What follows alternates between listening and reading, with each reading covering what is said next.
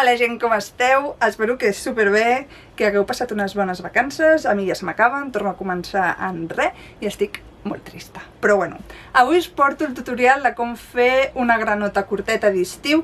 Sé que ja vam fer una fa uns mesos, us deixaré per aquí el vídeo per si li voleu fer un cop d'ull, però aquesta vegada ho farem d'una forma diferent. Farem com el patró des de zero, sense una peça de roba com a base, que en l'altre vam utilitzar un pantaló. Ara farem el patró des de zero i ja veureu que és molt fàcil, però bueno, us volia donar una altra opció.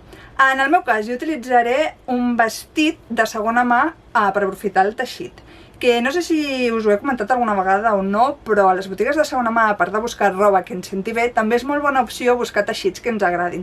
Buscar peces de roba que tenen molt de teixit, que són molt grans i que la tela en si ens interessa per poder transformar-la i tenir com més superfície per treballar. El vestit que jo vaig utilitzar estava com tallat amb moltes costures i de cada costura sortien com uns triangles de teixit que donaven com efecte així de vol, però que per treballar molestaven. Així que vaig fer, bueno, ho va fer ma mare, descosir-ho tot per treure aquests triangles i tornar-ho a cosir per així aconseguir una superfície llisa que fos factible treballar sobre ella. Llavors, per fer els patrons, el primer que hem de fer és agafar certes mides. Una d'elles és el contorn dels nostres malucs.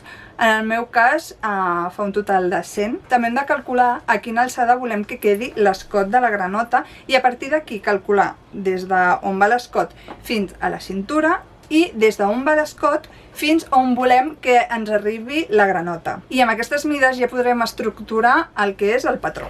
Començarem fent un rectangle d'amplada d'un quart del nostre maluc, en el meu cas que en feia 100 doncs seran 25, i d'alçada al llarg total de la granota. En el meu cas he decidit que sigui de 65.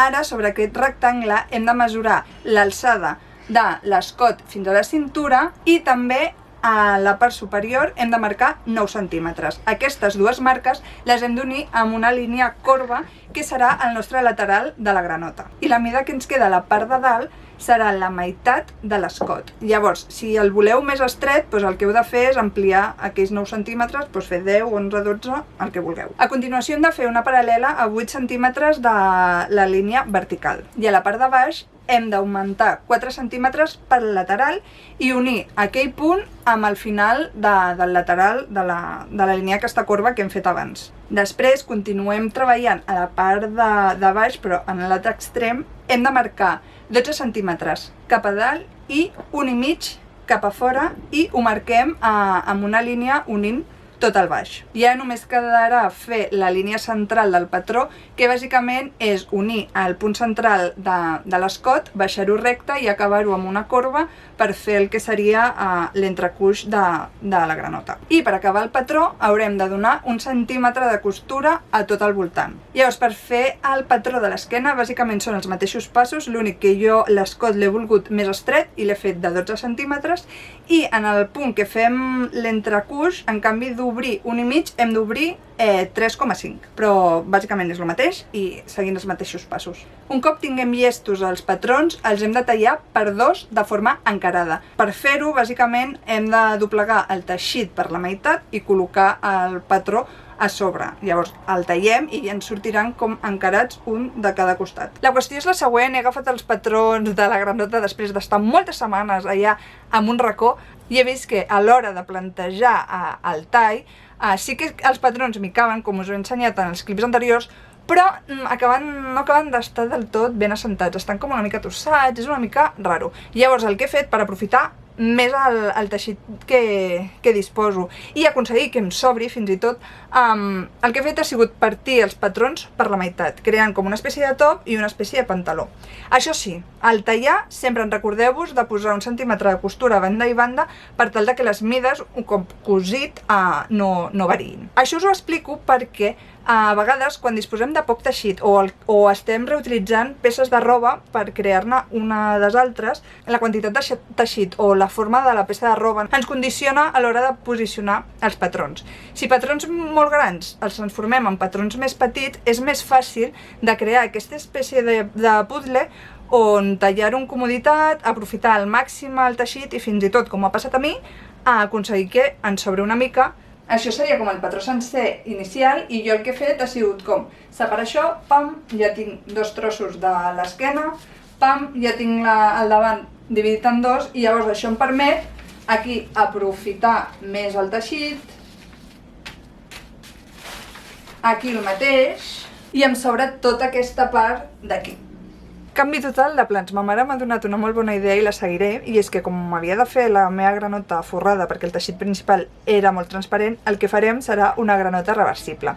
Llavors vosaltres què heu de fer? Doncs bàsicament tallar els patrons amb 2 teixits diferents. Us recomano que els teixits tinguin com les mateixes característiques, o sigui, no agafeu un elàstic i un que no sigui elàstic, que tingui les mateixes composicions, o sigui, que si un predomina el lli en el segon teixit que escolliu també predomini el lli, ja que així tindran com el mateix moviment, tindran la mateixa reacció al cosir i serà més còmode i no farà coses rares ni quedarà malament. A l'hora de cosir, si us ha passat com a mi que heu hagut de dividir el patró en 2, primer haureu d'unir la part de dalt amb la part de baix per després ja poder unir els 2 davanters i les 2 esquenes per la part central. Un cop tenim muntat ja la part de davant i la part de darrere tant d'un teixit com de l'altre, aquestes són les 2 peces, el que hem de fer són encarar les peces del mateix teixit, o sigui, posar el costat bo amb el costat bo i cosir els laterals. Això seria la part del coll, les cises, final de cisa, doncs cosim la recta de tot el lateral. També s'hauran de tallar el que són els tirants i el bucle que ficarem davant. Llavors, per als tirants llargs necessitem 4 rectangles de 6 per 52 centímetres, 2 d'un teixit i 2 de l'altre si voleu fer aquesta combinació de teixits o de colors. I per altra banda necessitem 4 de 4 per 17 centímetres. Els haurem de cosir encarant els costats bons i deixant un dels laterals peques oberts per així poder donar la volta. Però abans de donar la volta us aconsello que poliu les cantonades perquè així quan ho fiquem del dret quedarà més polit i no quedarà aquella part com molt gruixuda. I bueno, donar la volta a aquestes coses és bastant merda, però bueno, paciència, i us podeu ajudar amb un bolígraf, amb un pinzell, amb una agulla d'aquestes de fer crochet o de llana, per així anar empenyent i que sigui més senzill, però bueno, a mi em costa molt sempre. Un cop tinguem ja totes les tires cosides, que aquí tinc com els 2 tirants llargs que es cosiran a l'esquena i els 2 petitets que seran com el bucle que cosirem a davant, que també els he fet com un repuntito, veieu? Perquè quedi tot ben assentat. Doncs un cop tinguem això i tinguem el peto 1 muntat i el peto 2 muntat, toca cosir-ho tot. Llavors, el que hem de fer? Aquí tinc una de les granotes que està del dret, o sigui, amb el teixit bo cap a fora. Un l'hem de deixar així i l'altre l'hem d'introduir amb el dret cap a dins, o sigui, que nosaltres veiem l'exterior. D'aquesta manera el que farem serà encarar costat bo d'una de les granotes amb costat bo de l'altra de les granotes. Aquest està al revés, llavors el que farem serà com introduir dins d'aquest el que està del dret. Per dins tinc la part clara i per fora la vermellosa i estan encarats costats bons. Amb això col·locat ara hem de col·locar els tirants.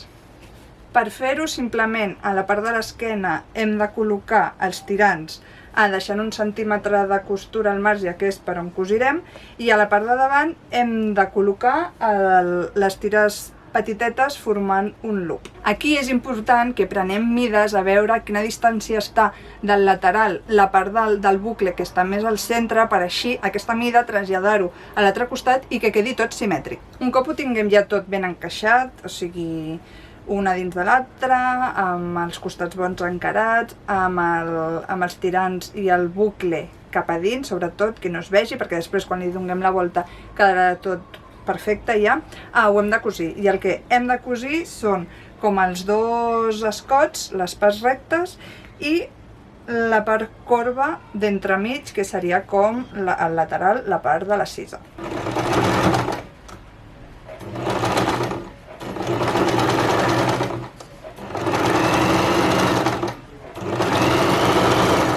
Un cop ja ho tinguem cosit, si li donem la volta i ho hem fet tot bé, ja ho tindríem quasi.